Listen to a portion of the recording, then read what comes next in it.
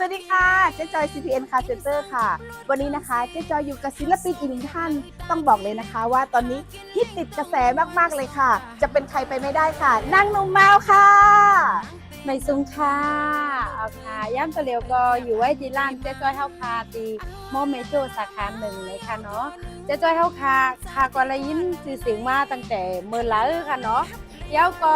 ขายรถปันพี่น้องผู้เจ้าคือเนี่ยค่ะเนาะป้าพี่น้องใต้เฮาตั้งนำตั้งหลายเลยมันได้มีโอกาสดีแล้วก็เลยมาเยี่ยมเจ๊จ้อยเฮาก็รถทางลีมีตั้งนำตั้งหลายค่ะสั่งว่าพี่น้องเฮาคาก็เหลอสนใจใครไรรถกับป่ารถ Fortuner รถ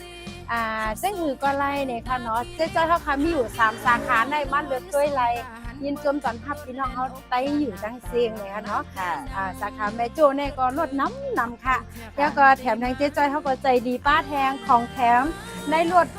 ซื้อรถไหนก็มีป้าแทงเนี่ยค่ะเนาะรถก็มาเลือกไรค่ะรถทางลีทั้งนั้นค่ะเจ๊จอยจัดให้ค่